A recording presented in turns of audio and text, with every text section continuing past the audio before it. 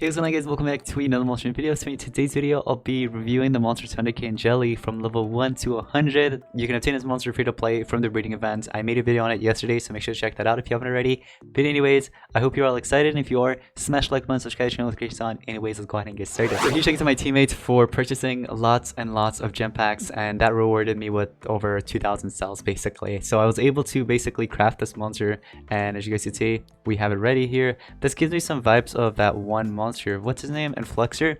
Yeah, it's literally Influxor, but like a female version of Influxor, if that makes sense. Is this a female, first of all?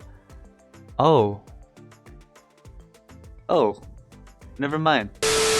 Alright, so it is in the C book, the adventures and also evil legions. I thought he'd be in like good legions. He looks like he can be in good legions, honestly. But anyways, we have the monster ready here. Unfortunately, we only get one new slot open. We're gonna go ahead and place it in here and take a look at this monster. Okay, bunch of thunder. Okay, cool. Alright, so that is 937, the latest monster in the game. We're gonna go ahead and start feeding it up. So yeah, this is basically named Thundercane Jelly, and it literally looks like Influxor. Tell me if I'm wrong. Tell me if I'm wrong. It literally looks like the Influxor, guys. Doesn't it? It's like a Influxor twin, basically. But yeah, I like the design. I dig the design, honestly. It's cool. I actually like it. But yeah, we're gonna go ahead and quickly get it to level 100, just like that. Okay, so now that we have it to level 100, take a look at the stats. You get about 10,087 strength, 124,560 life, and 7,865 speed. I like the life there. But anyways, take a look at the traits here. So you have Hardened at rank 0, then you have Immune to Blind at rank 1, and last but not least, Satiscaster Area Daze to all the enemies. Those traits could be better, I've gotta say. I'm not really a big fan of the traits. But anyways, let's hope the skills are good. So we're going to go ahead and change the skills here. So you have an AoE cooldown activation. You can go ahead and of course equip that. That could come in handy. Then you have this one skill called A Captain. It's a moderate thunder damage while enemies applies shock and daze. This is a good way, you know, the shock. It's a good way to stop extra turners, basically slow them down. So you can go ahead and equip that. Then you also have this, oh, it's a single target CDA, and it's a water skill as well. Cool. And it applies drowned as well, so it comes with a torture there. Let's see what else we have. You have this shock to an enemy, gives an extra turn to itself. So if you ever want to just, you know, go with the skill, applying shock to the enemy, let's say it's an extra turner, you go ahead and give it, get the extra turn. The enemy will basically take some damage from that thunder, from the shock. And then on top of that, they can't really use extra turns and stuff like that. Like, it's good against a Voltic, King Traumas, and so on, basically. You get the point, right? So then you also have this stun to an enemy twice. In case the first one lands, the second one, in case the first one misses, the second one will land. That's what I was trying to say. So you can go ahead and equip this. I'd rather just go with the chain shot, honestly, but you can make some plays with Man of War if you want. But anyways, you do have this removal on negative side effects from itself. If you want, you know, just a self-support skill that just cleanses everything from itself, you can go ahead and equip that. But I think I'll skip. You have this 0 cooldown, another 0 cooldown. If you want to run those, you can. But honestly, in my personal opinion, I think these are like her best skills, or his best skills, honestly. So you can go ahead and run them. To the cat, that's basically the ultimate. Apparently, it's a very heavy special damage while enemies, applies shock, electrified, and drown to all enemies. Electrified's a new status effect, so you can go ahead and basically hit them with electrified. Apparently, it deals 15% thunder damage and blocks the area dodge effect. Cool, it could come in handy against dodge area monsters. Interesting. Alright guys, so for the purpose of this video, I'm gonna go ahead and of course remove these rune slots. And right now it's actually the best time to remove rune slots because there's discounts, so I highly recommend doing that if you haven't already. Go into the game and do it. But anyways, in terms of runes, you guys are probably thinking like what to give, right? So here's what you can do. You can go with speed runes, literally. If you have speed runes, go ahead and give it. Something like this actually works out. Or if you don't want to do that, you can do 1 team speed with 2 speed. This also works out. And last but not least, you can even do, for example, 2 teams with 1 speed. Whatever the play is, you always need a monster that could go in first before this monster that could remove fault or status effects or trait disable in case if you're going up against a Megataunt with either a Satiscaster Megataunt or trait Megataunt.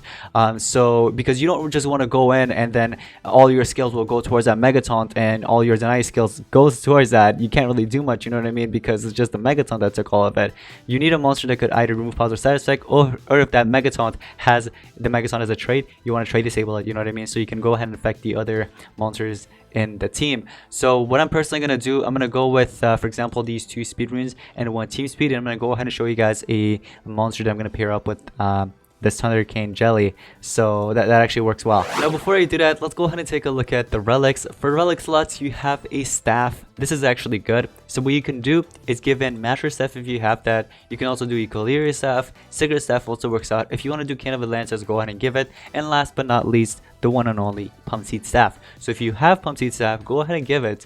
I think that's what I'll probably run, a Pump Seed Staff, and then you also have a Trap on the side as well. So for Trap, there are actually many options that you could go with. For example, Wormhole Trap. So whenever you're being damaged, you remove stamina from the enemies and also deal some damage back, which is really good. On top of that, if you want to go with Slumster's Trap, you can do that as well. And there's also Rodden's Trap, and last but not least, Nebulon's Trap. I'm personally going to go with this Wormhole's Trap in case I get affected. You know, I can deal some damage back, and on top of that, remove stamina. And here, I think I'll probably go with Master Staff. So I have some type of relic that will actually regenerate my stamina, if you guys know what I mean. So, for example, Master Staff will actually work well. Alright, so a monster that you can go ahead and pair up with this jellyfish monster would be McCreamy. If you have McCreamy, I recommend pairing it up with him. If you don't have McCreamy, you can also use many other monsters, like for example Lindworm. If anybody still uses Lindworm, just make sure that Lindworm takes in the first turn, or any other monster that could remove positive status effects. For example, Panduff, Chuckle Muckle can also remove positive status effects. You have your attacker, you know, if you want to run the light attacker, just make sure that takes in the first turn. But many players will probably run a different monster rather than that attacker taking the first turn. The dragon would be literally a perfect monster to pair up with this monster, because it can remove positive status effect. It also has the ability to trade disable in case if you need that. So all those good stuff, you know what I mean? You guys get the point. But anyways, this is something that I wanted to try out. So you see how this monster is taken in the first turn? That's basically what I was doing on purpose, letting McCreamy take in the first turn just so that I can remove positive status effects in case if there's a Megataunt. Something that you want to, you know, keep in mind. So when you go on PvP and let's say there's a Megaton on the enemy side, you can use, for example, trolling cupcakes, which actually removes positive status effects, and on top of that applies stamina leak. And then here with this monster, now that let's say the Megaton's off, right? And I know there's no Megaton on this side, but let's say there was an imaginary Megaton on the side.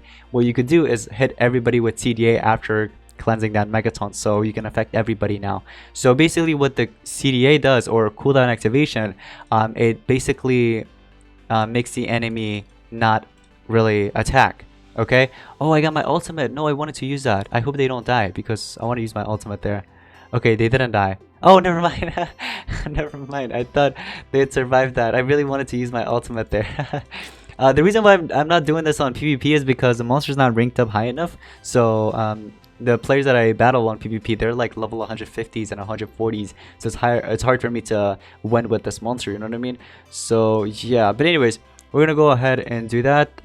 Again, you'd start off with something like this in the beginning, and then this time, instead of going with CDA, I'll probably do the single target stun. It deals quite a lot of damage, and also this one right here applies shock, daze, so it comes with that torture, and it comes with the effect, the daze effect. What that does, it reduces the enemy's power and also accuracy, so in case if you need that. But anyways, we also have this water skill right here. Again, this one CDA, single target, and then also applies drowns and deals some damage. So just like that, you apply a torture that deals some damage over time, and also the CDA. Alright, so with this monster, I'll just go ahead and one tap you. I can do this for fun. I should have went with the stamina one. I thought that was a stamina one. We're gonna go ahead and stun you. So you see how the double stun landed? So that's really good. But anyways, I just leveled up my my attacker there, McCreamy. I think, yeah, I leveled that up without really feeding it. Where the heck is McCreamy? Oh no, it's look how close that is. It is still, they're still taking up 11,500 food from me, even though it's that close to level it up. What? Are you kidding me?